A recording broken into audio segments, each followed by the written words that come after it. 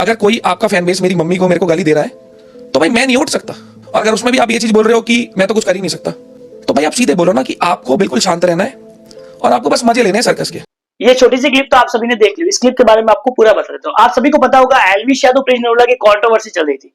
उस कंट्रोवर्सी के बीच प्रिंस नरूला के पास जो फैन सर्किल था वो रजत दलाल के कुछ मामा के लड़के और कुछ रिलेटिव्स उनके साथ थे। इससे लेकर रजत दलाल ने एल्विश यादव का साथ छोड़ दिया और दूसरा वीडियो बनाकर बोला कि मैं इस कंट्रोवर्सी में नहीं हूं, तुम जानो और तुम्हारा काम जाने।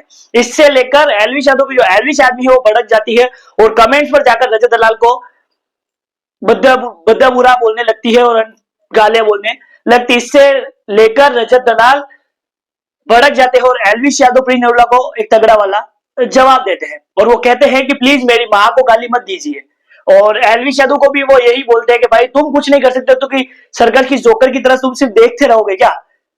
तो पहले आप रजत दलाल का बयान सुनिए रजत दलाल का बयान। सिंपल बात इतनी थी कि एल्विश भाई अपना और प्रिंस की तरफ से जो लोग आए थे वो मेरे रिश्तेदार है, मेरे भाई हैं, मैं बहुतों का मामा भी हूं उनमें। जो असल में प्रिंस के साथ मेन लोग थे मैं उनका मामा लगता हूं। मेरे गांव से 10 मिनट दूर वो लोग रहते हैं। तो बस इतनी चीजें थी कि दोनों जब अपने हैं और मेरे आगे बात रखी गई थी कि अगर बैठ सके तो बीच में आ सको तो देख लो। मैं था और सारे भाई भी थे। तो हम बस चाहते थे देखो समाज में ना तो लड़ाई हो और अपना जो भी कोई है तो खुशी से अपनी जिंदगी बिताए, इसलिए सब बैठे थे और अच्छे नोट पे चीजें खत्म करी थी। और अब वो चीजें वापस से रोडी से टेलीकास्ट आए, पुरानी लड़ाइयां दिखी, तो वो असल में दो लोगों ने लड़ाई नहीं बढ़ाई होगी जितनी उनके फैंस ने बढ़ा दी। आप कितना दूर रहना चाहते हो ये सब चीजों से? देखो जब पहली बारी भी सॉर्ट आउट हुई थी चीजें, मैं जानबूझ के सामने नहीं आया क्योंकि मेरे को इन चीजों में घुसना ही नहीं है।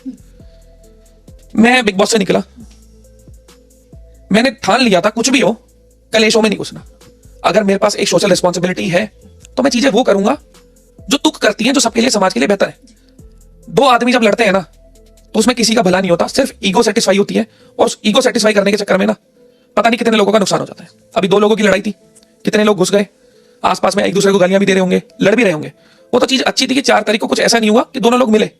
अगर एक ग्रुप में से कोई एक ट्रेटर होता और दूसरे वाले को बोल देता यहाँ खड़े हैं, इतने लोग हैं, ऐसे ऐसे हैं, कल को किसी के बच्चे का नुकसान होता, चोट पहुंचती है, कुछ भी चीज होता, रिस्पॉन्सिबिलिटी कोई लेता नहीं। ना मैं लेता, ना प्रिंस भाई लेता, ना एल्विश भाई लेता।